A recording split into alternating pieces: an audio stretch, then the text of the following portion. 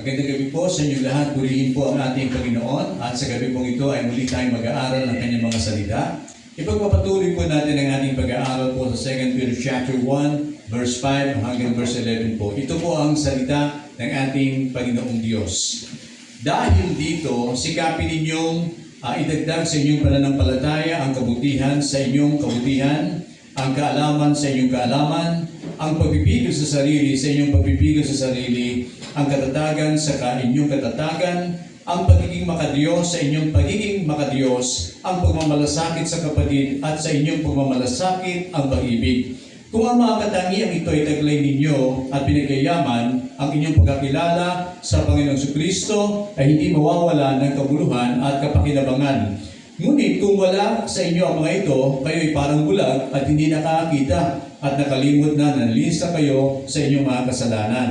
Kaya mga kapatid, lalo kayo maging masigasig upang matiyak ninyo na kayo ay tinawag at pinili ng Diyos. Kung gagawin ninyo ito, hindi kayo matitisod. Sa ganitong paraan, kayo malugod na papasukin sa walang hanggang kaharian ng Panginoong Hesus at tagapagligtas ng ating Jesucristo. Ang Diyos po magpapala sa kanyang buhay at banal na salita. Purihin po ang Panginoon sa gabi pong ito. Ang topic po natin ay meron pong magat na growing in faith. At yun po ay ang binasa natin yung ating pinaka-teksto po doon po sa 2 Peter chapter 1 beginning verse 5 mga kapatid hanggang doon sa mga sumusunod po na versikulo. At yan po ay makikita natin dito sa Mabuting Balita Translation na ating pong binasa. Alam po ninyo, kung mapapansin po natin, katulad pinag-aralan po natin nakaraan, verse 1, chapter 1, verse 1 to 4, nakaraang nakita po natin doon kung paano po pinag-usapan natin doon at tungkol po sa Kristiyanong pamumuhay na kung saan tayo daw po ay nabubuhay sa pananampalataya. Ayan naman po ang pinagtitibay po ng salita ng Panginoong Diyos. At sabi nga po sa Habakkuk chapter 2 verse 4, the just shall live by his faith. Kaya naman dapat tayo bilang mga mananampalataya at ating Jesucristo ay dapat talagang mabuhay po tayo sa pananampalataya. At kung mapapansin po natin, sabi nga po ganyan, ipinakita yung tunay na pananampalataya. Kasi sa mundong ito, maraming taong sumasampalataya. Pero ano ba ang tunay na pananampalataya? Katulad po pinag-aralan natin, di ba? Sabi nga po ganyan, according to verse 1, dapat daw po yung pananampalataya natin ay genuine, totoo. At yan po ay dapat nakatuon po sa ating Jesucristo at gayon din po sa kanyang mga salita. At kasabay nito, kapag genuine yung pananampalataya mo, talagang mararanasan mo yung kapangyarihan ng ating Panginoong Diyos at gayon din yung kanyang mga pangako. At sabi nga po ganyan, bukod pa dito, bilang mga mananampalataya ng Jesucristo, tayo po ay merong kabahan o tayo bahagi po o may kabahagi doon sa divine nature ng ating Panginoon. At mapapansin natin po, yan ay sinabi po ng verse 1 hanggang verse 4 at yan ilalakay natin nakaraan. Ngayon po, kailangan daw po, sabi nga po, sa pananampalataya, kailangan nagpapatuloy daw po ito. Kailangan daw po yung faith natin ay lumalago. Hindi po dapat maging stagnant po. At ipinapakita po dito sa salita ng Panginoon yung recipe para po lumago yung ating pananampalataya at tayo makapagpatuloy po sa buhay na ito. At dito ay ipinapakita po na kung saan meron pong sinasabi sa Apostol Pedro para po sa paglagong pananampalataya. Kaya naman po doon sa verse 5, mababasa po natin ay ganito, no? Sabi niya, giving all diligence according to verse 5. And the word diligence, kapag tingnan po natin yan, sabi nga, to give intense effort. Give it your best shot. Work hard. O kaya naman labor.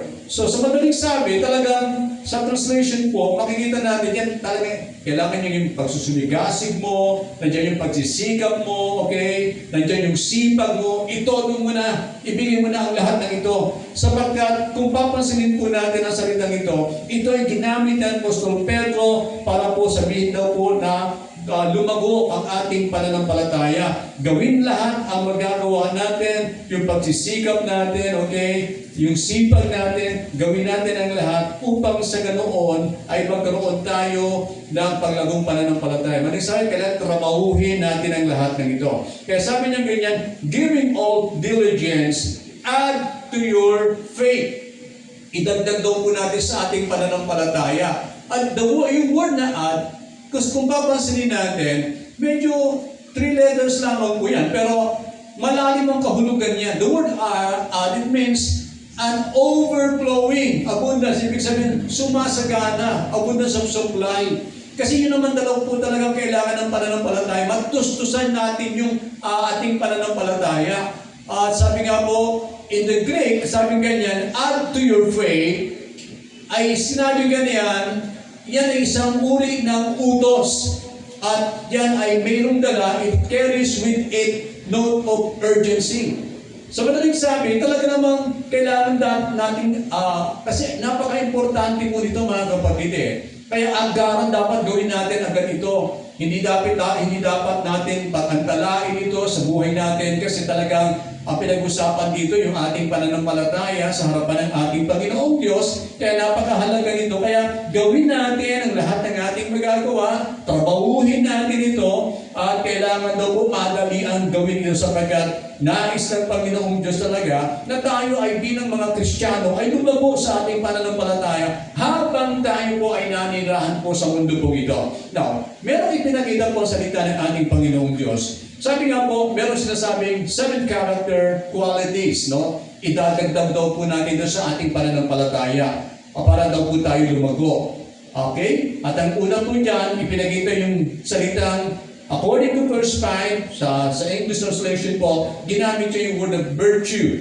Alam po ninyo, pag ginamit natin yung word of virtue ito, New Living Translation, ipinakita yung virtue. It defines moral excellence. At talagang dyan, wala ka nang makikita kapintasan dyan At yan ay pinapakita dito, ang ibig daw pong kahulugan dito, it means the courage to be committed, no?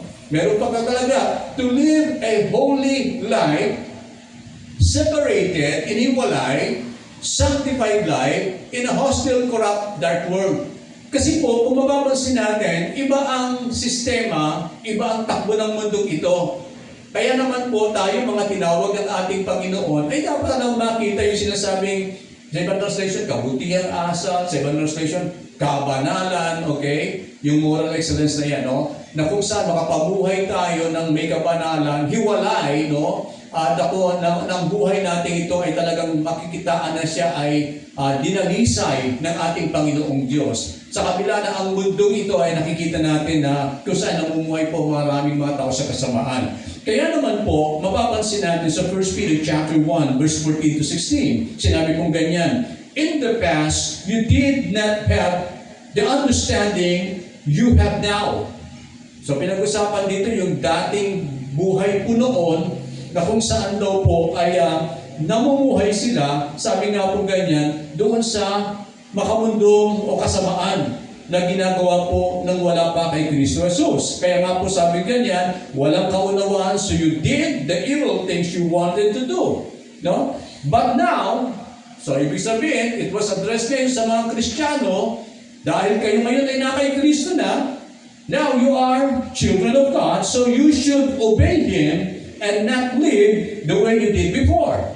Ibig sabihin, huwag daw po tayo mabuhay katulad ng pagbuhay na pinakita natin nung tayo ay wala pa sa ating Paiso Kristo. Kaya ang panawagan po ngayon, sabi niya, be holy in everything you do, just as God is holy. He is the one who chose you. In the scriptures, God says, be holy because I am holy. Alam niyo, kapag pinag-usapan po natin ang salitang ito, talaga namang yun ang gusto ni Lord Pagamat kung mapapansin natin, no, sabi nga po, hinahamon tayo ng mundo Sinasabi nila may mga kaisipan na nagsasabi ng ganito, pwede pong mangyari makalakad ka na may kabanalan, pwede pong mangyari na lumakad ka, makalakad ka na merong na ikay maging matuwid, okay, na ikay maging perfecto sa buhay na ito. Kaya sabi nila, wala naman daw talagang perfecto. Pero napakasimple lamang po ng argumento dito Kasi kung titingnan natin ang salita ng Diyos, di ba, our God is knowing God. All-knowing siya Sa tingin ba ninyo, ang tanong ko lamang po ay ganito, ang Diyos pa mag-uutos sa kanyang mga anak kung hindi pwedeng mangyari ito? Yan ang tanong Ikaw ba, kapatid, uutusan mo ba ang anak mo na gawin ito na alam mo hindi naman niya kayang gawin ito? Di nakaksaya ka lang ng panahon mo, so hindi mo gagawin. gagawin yon. Dahil alam mo, sa sarili mo, hindi niya kaya gawin ito. Okay? Like example, yung mga bata, sa Isaiah, utusan mo yun, magmaneho ka. Kaya ba niyang gawin niya? Hindi niya kaya gawin niya. Bata yan eh. Di ba? Ibig sabihin, mga kapatid, ang Diyos natin, alam niya ang kanyang sinasabi. Ibig sabihin, kung siya nag-uutos, pwede mangyari ito. Bakit? Kasi nasa kanya ang lahat ng mga resources po natin. Ang Diyos din po ang tutulong sa atin para may sa katuparan itong kanyang mga sinasabi. Okay? Kaya yun ang pinapakita po ng salita ng Diyos. Kaya sabi nga po ganyan, ipakita mo na sa buhay na ito ang nararapat na ipakita. Yung kabutihan asal, sa ibang translation kasi kabutihan asal, sa ibang translation kabanalan, na kung saan ay dapat na makita bilang mga anak ng Diyos. Kasi kung makikita po natin, sabi nga po ganyan, binibigyan lagi ng diin dito na kailangan talagang merong commitment that you are committed to Him para makapamuhay ka ng ganito. Pero kung wala kang commitment kay God, hindi mo ibinigay man yung buhay sa ating Panginoon Diyos, mahirap para talaga sa iyo, isang buhay ang lahat ng ito. Napaka-imposible. Kasi walang ibang makakatupad sa utos na ito, kundi yung mga taong nagbigay ng kanilang buhay sa Panginoon. Pinaghari ang Panginoon sa kanilang mga puso. Sila lamang po talaga makakaganap po dito. Pero ang utos na ito ay para sa lahat, hindi naman para sa iilan kundi rin para sa lahat. Na kung saan po talagang ibibigay natin buong puso ang ating sarili sa Diyos, ay talaga namang mapaghaharian tayo ng banal na Espiritu Santo at tutulungan tayo ng Holy Spirit na makapamuhay po ng ganito. Kaya mapapansin niyo yung word ng Panginoon. Sabi niya, in the past, you did not have the understanding you have now. So you did the evil things you wanted to do. Pero, sabi niya ganyan, now you are children of God.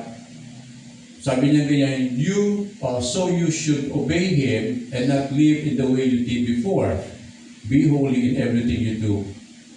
Yan ang command sa atin ng ating Panginoon. Kaya, una, idagdag daw po, kabutihang asal o kaya naman daw po ay kapanalan. Yung pangalawa po, according to verse 5, the word knowledge. The word knowledge in Greek, yung Greek word po dito ay gnosis. It means it is a practical, experiential knowledge that is gained from the Word of God and walking in fellowship with God.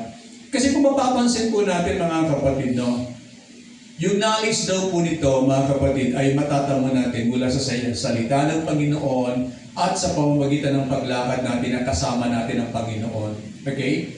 Kaya nga po, naalala ko yung sinasabi po doon sa Word of God kung mapapansin ninyo, merong command sa ang Panginoon na kung saan kanyang winiwika na kailangan munang magbigay ng commitment. Ibigay muna natin ang ating commitment sa Panginoon, sumunod muna tayo sa kanyang mga salita, at kapag sinunod natin ang kanyang mga salita, tayo mismo magpapatunay sa ating sarili. Okay? Na meron talagang Diyos, na ang Diyos ay makapangyarihan sa lahat, na tama ang sinasabi ng salita ng Panginoong Diyos. Kaya ang hamon sa atin malaman natin ang kanyang mga salita, okay, isabuhay natin ito, at tayo mismo mararanasan natin talagang yung pagsama sa atin ng ating Panginoon. Kaya pinag-usapan po dito magkakaroon ka ng knowledge, matatamo mo ito sa pamamagitan ng pagsasabuhay ng kanyang mga salita. In John chapter 8, verse 31 to 32, ganito po sinabi po ng Biblia. Sinabi po ni Jesus sa mga Hudyo, sabi niya, na kung saan ay sumasampalataya.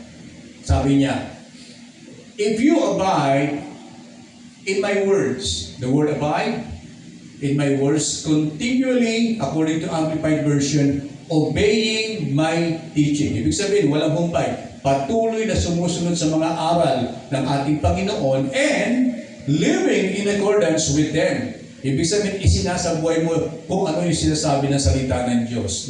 Kaya kung makikita ninyo, di ba, maliwanag po sinasabi po sa Amplified yung abide in my words, hindi yung word na manatili hindi lamang po yung sumusunod ka, kundi talagang isinasa buhay mo at ipinapakita sa buhay mo ang salita ng ating Panginoon. Sabi niya, doon lamang masasabi na ikay tunay na alagad ni Kristo Jesus. At sabi niya ganyan, according to verse 32, and you will know the truth kapag alaman natin yung katotohanan regarding salvation, and the truth will set you free from the penalty of sin. Ibig sabihin, magkakaroon talaga ng tunay na kalayaan. Okay? Sabi nga pong ganyan, mahalaga yung knowing and applying the word. Nalaman mo at isinabuhay mo ang salita ng Diyos. Kasi kadalasan makikita natin sa panahon natin ngayon, lalo na't lumabas ka sa lansangan, lumabas ka diyan, no? Marami naman silang sinasabing Diyos Meron naman silang pananampalataya sa Diyos di ba? At kung minsan magugulat ka, nagkukuta mga verses ito from the Word of God na hawak-hawak natin.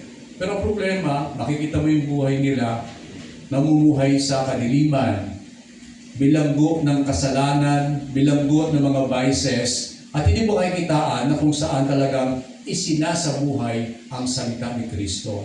Totoo, mahalaga, matuto ka. Maging maalam po tayo sa salita ng Diyos. Mahalaga po yun. Pero ang kapangyarihan ay nahayag sa pamamagitan ng pagsasabuhay. Kung walang pagsasabuhay, walang kapangyarihan. Walang pagkakaiba tayo sa mga Pariseo, Saduceo, yung mga religious leader noon na tinuligsa ng Panginoon na kung saan ay sabi nga po ganyan, may alam sa salita ng Diyos pero hindi naman nila isinasabuhay ang lahat ng ito. Kasi ang gusto ni Lord, malaman mo yung word niya, isabuhay mo ito at yun ang tunay na pinalaya. Tunay na kung saan ay makikita natin yung tunay na kapangyarihan ng Panginoong Diyos sa kanilang buhay.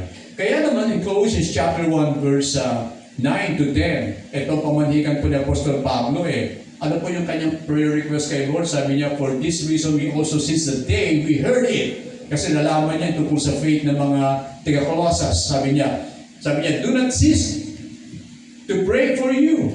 Hindi siya umihinto. Patuloy siyang nananalangin for the church of Colossus, di ba? At ang sabi ganyan, at ang kanyang kahilingan to us that you may be filled with the knowledge of His will, in all wisdom and spiritual understanding, no? That you may walk worthy. Kasi nauna-muna knowledge of His will, magkaroon po naman ng kaalaman mula sa Panginoong Diyos, pagkatapos upang ikay makapamuhay ng karapat-dapat sa Panginoon, that you may walk worthy of the Lord, fully pleasing Him, being fruitful in every good works, and increasing in the knowledge of God.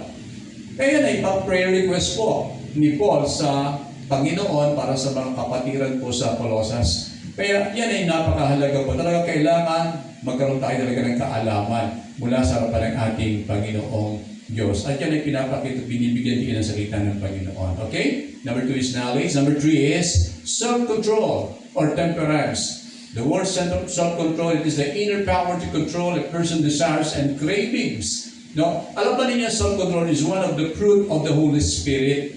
Mahalaga po yan, no? At sabi nga pong ganyan, kapag tinanggap pong Holy Spirit sa ating mga buhay, bibigyan kanya ng kapangyarihan at kayo din po naman ng pagpipigil sa sarili. Magkakaroon po ng manifestation yan sa buhay po natin. Kaya mapapansin natin, di ba, dati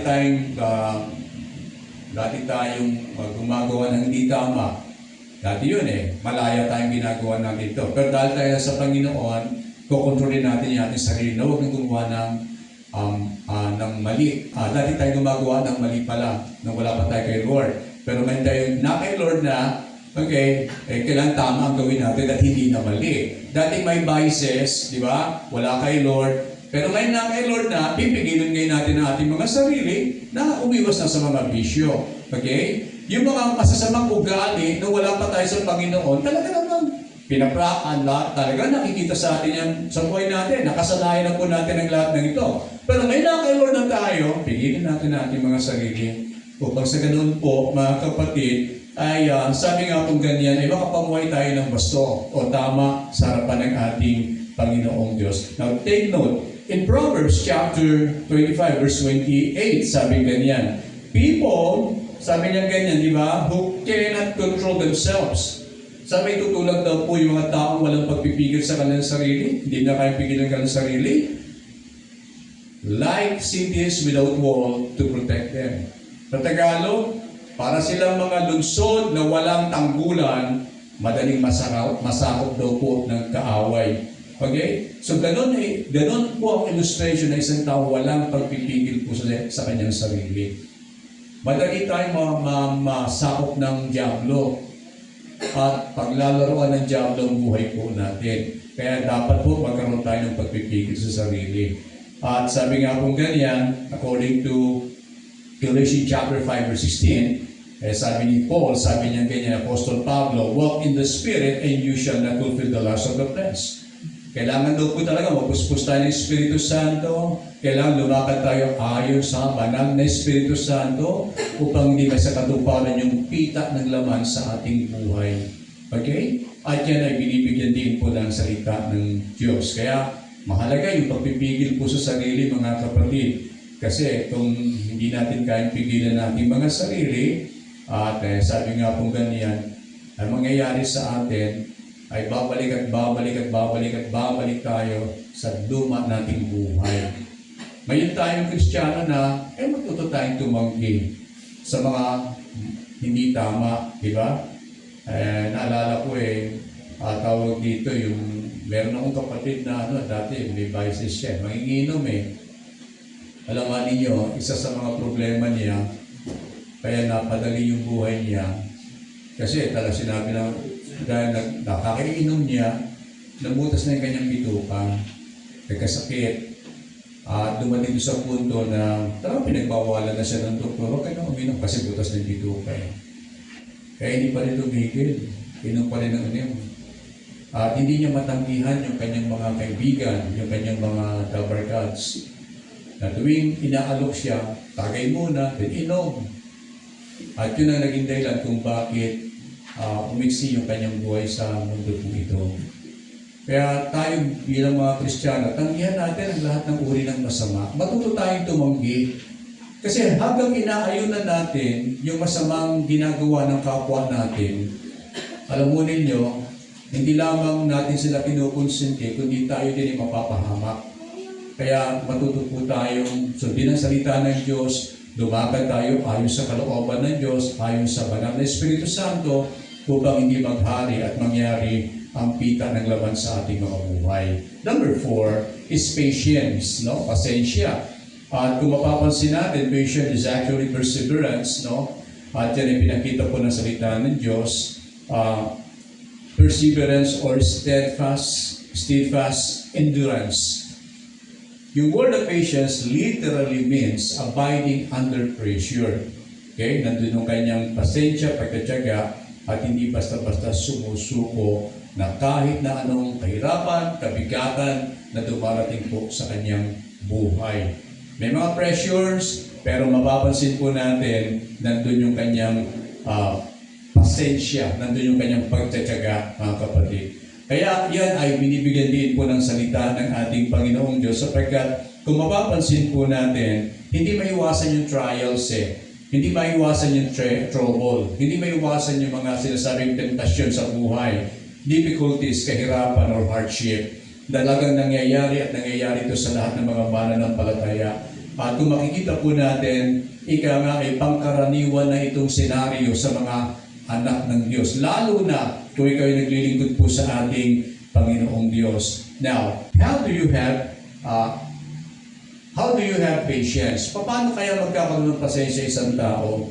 Alam po ninyo, sabi ganyan, by looking to God, okay, by trusting in God, okay, without pagtingin sa Panginoon, pagtitiwala sa Panginoon, by waiting on God and not giving up.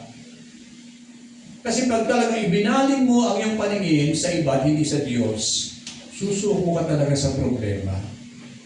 No? Baka yung stress natin na yan, kasi alam nyo, may pinapaganda na yung mga termino dati. Yung stress sa amin, yamot Ano ba yung babang termino niya sa Tagalog? Inis. No? Pero mapapansin ninyo, pag ikaw lagi nakatingin sa Panginoon, okay, yung pasensya nandyan mga kapatid kahit na anong hirap, kahit na anong kabigatan, okay, na dumarating sa buhay mo. At hanggang nakatingin ka sa Diyos, sa katitiwala sa Diyos, naghihintay sa Diyos at hindi sumusuko, meron gagawin ng Diyos sa buhay mo. Hindi lamang di-develop yung karakter mo, kundi gagalaw ang Diyos sa paligid mo. Kasi nagpapakita ka ng magandang katangian. Pero kung pangit ang ipapakita mo, pangit na kayo dumadating sa'yo, pangit pa ipapakita mo, hindi ka nga sabi nila masama sa masama, sa diablo yan. Hindi mo pwedeng gantihan ang masama. Di ba? Dapat ng Kristiyano, pag may dumating na masama sa kanya, hindi dapat gantihan ang masama, dapat mabuti. Kasi pag masama, ang ginanti mo, wala ka sa Panginoon mo. Hindi mo in-apply ang Word of God para kapatid. Kaya mahalaga, kung ano yung sinasabi sa Bible, matuto na lamang po tayo sumunod.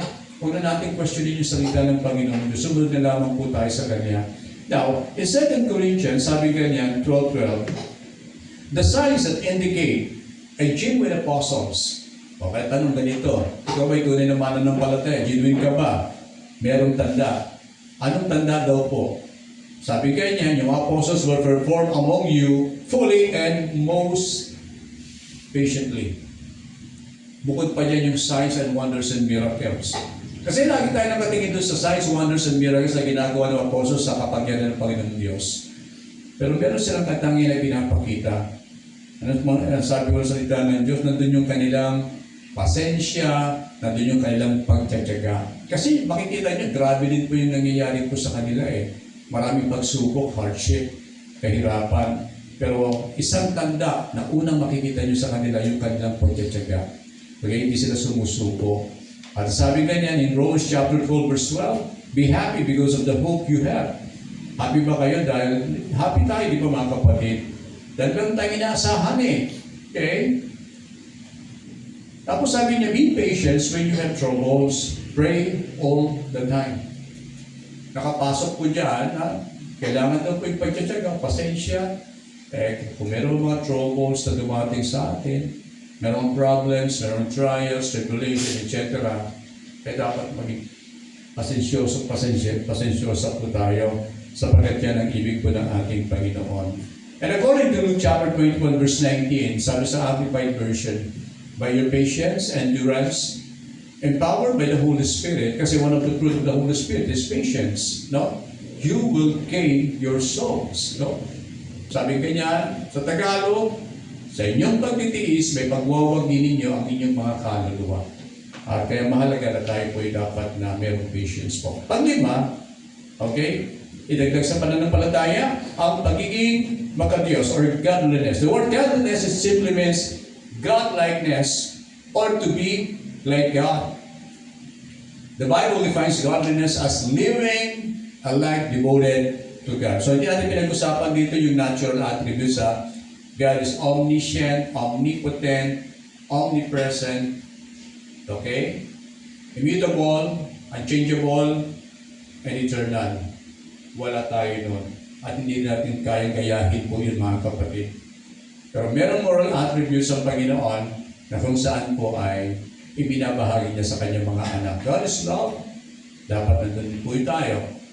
God is just. Dapat maging matuwid tayo. Holy, dapat ganun ipakita natin. So yung God-likeness dito, ganun po sinasabi doon mga kapatid, na dapat daw po maging katulad tayo ng ating Panginoon. Na ipinapamuhay natin ang Panginoong Diyos sa ating buhay, na nakikita talaga si Lord sa buhay po natin.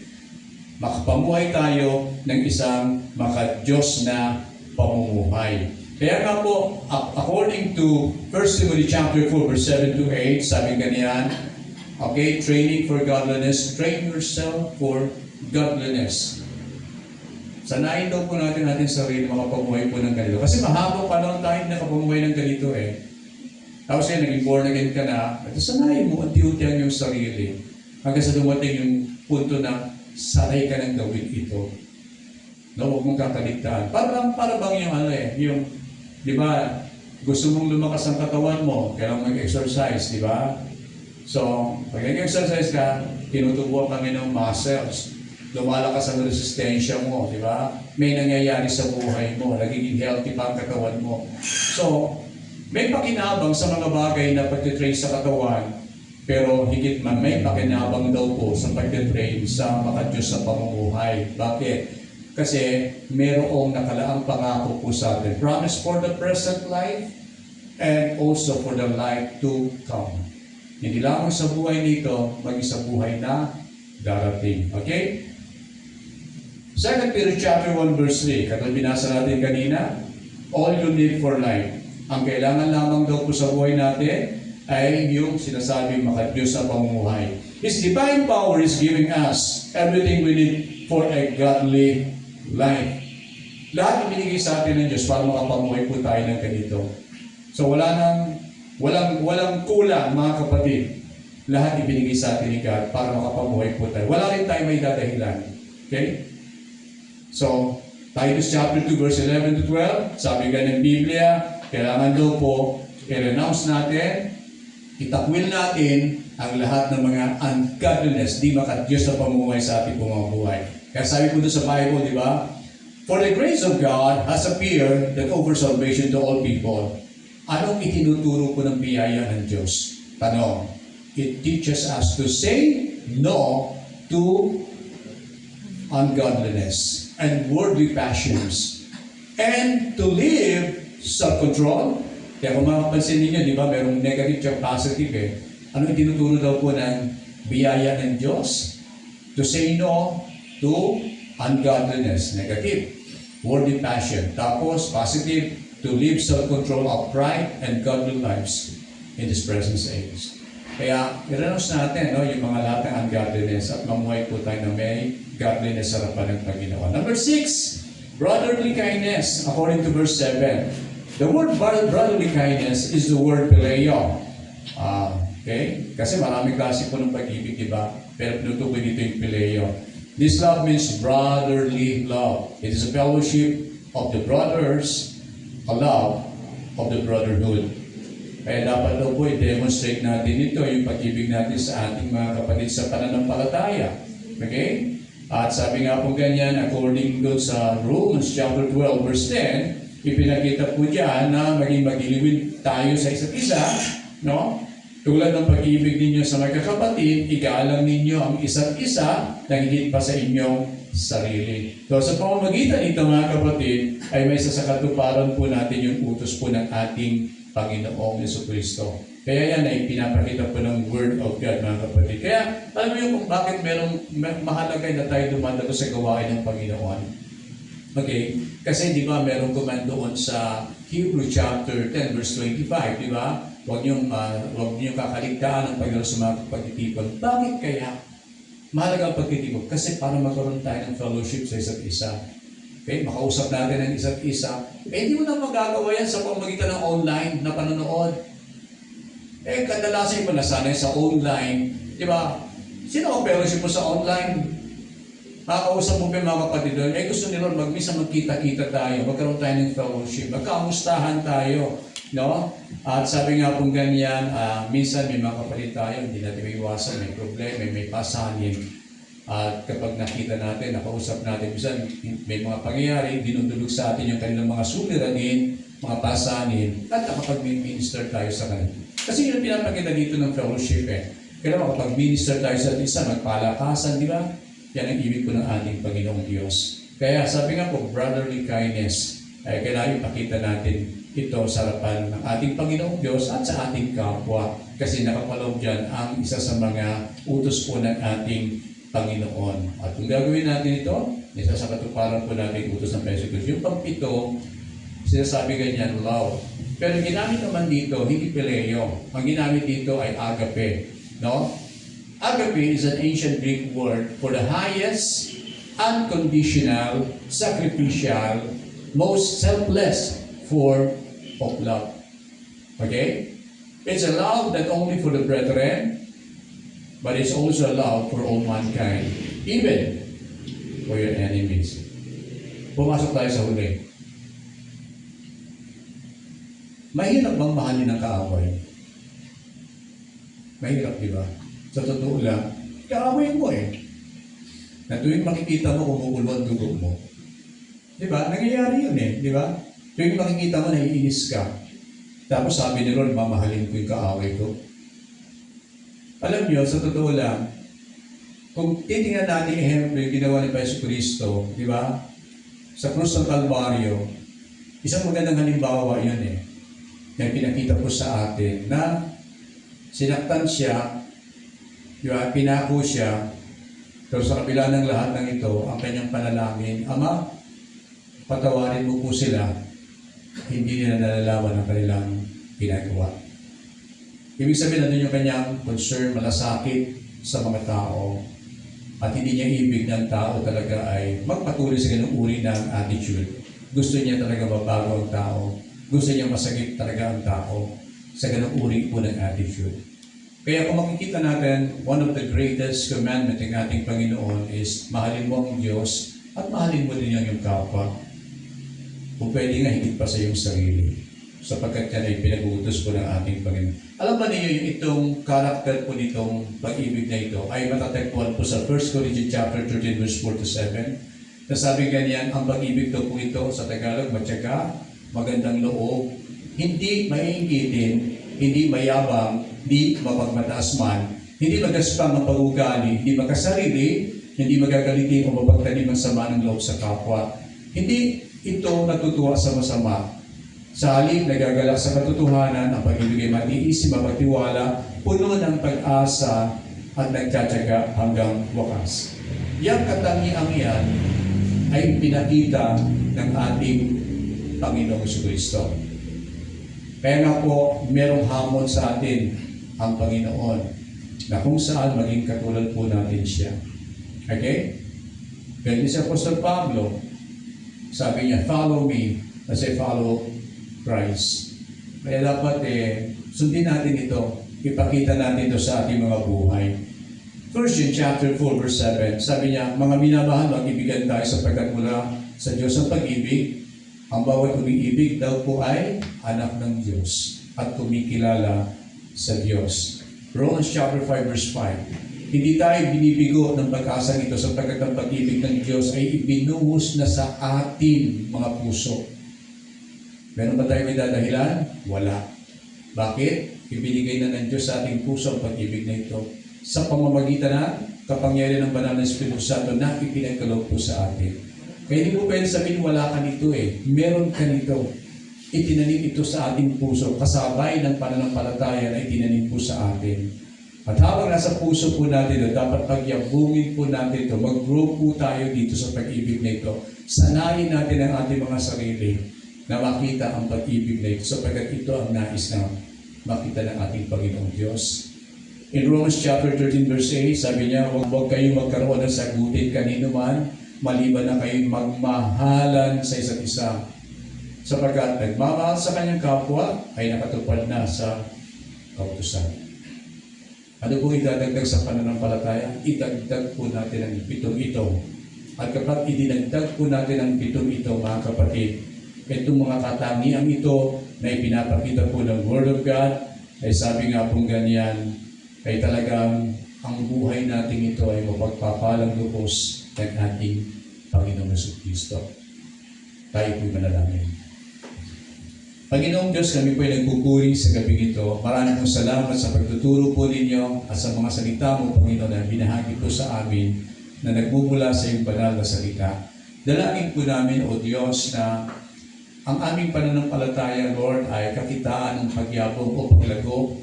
Tulungan mo po kami, Panginoon, may apply ang mga katangian po ito. Alinman sa mga katangian ito na wala kami, Lord, itin niyo po ang bawat isa sa amin at hayaan mo kakitaan ng mga katangian po ito. Panginoon, patawarin niyo po kami sa mga pagkukulang namin, pagkakamali. Hayaan po ninyo, O Diyos, na gawin namin ang narapat namin gawin sapagkat urgent po ito, O Diyos, na nanawagan ka sa amin na kailangan pag sumakita namin ang lahat ng ito, pag magsipag kami, maging masigasig kami na gawin ang lahat ng ito upang sa ganun makita, O Diyos, ang pananampalataya namin sa iyong banal na harapan. O Diyos, dakila ka, marami pong salamat. At kasabay nito yung mga kapatid po namin, may mga pangangailangan ng mga prayer requests, Lord God, may mga karamdaman, I pray abutin niyo po sila, Panginoon, sa pamagitan ng iyong kamay. And we ask, Father God, for your healing touch be upon their lives. Touch them with your healing power, with your healing touch. And we declare, Father God, by the stripe of the Lord Jesus Christ and by His blood, we declare they were healed In Jesus' name. In Jesus' name. At gayon din po naman sa bawat kahilingang panalangin namin, Lord God, pangangailangan, dalangin namin, i-provide po ninyo ang lahat ng ito. Nadinig po ninyo yung mga prayer requests namin, tugunin po ninyo ang lahat ng ito. At katulad yung sinabi, kapag kami sumampalataya, natanggap namin ito ay tunay, matatanggap na po namin. Maraming salamat po, and we claim answer prayer po kami sa gabi ito. Salamat po. Ikaw ang mabidis ng pagpapala sa bawat isa o yung pagpalain ang buhay ng iyong mga anak at ingatan ng bawat isa. Pagpalain, Panginoon, ang sambayan at iligtas. Pagpalain, Panginoon, kabuhayan, trabaho, negosyo. For your blessing abundantly, let's claim it by faith, receive it in Jesus' name. The Lord bless you and keeps you. May His face shine upon you, be gracious to you. May the Lord our God give you peace and eternal life. God bless you all. Amen.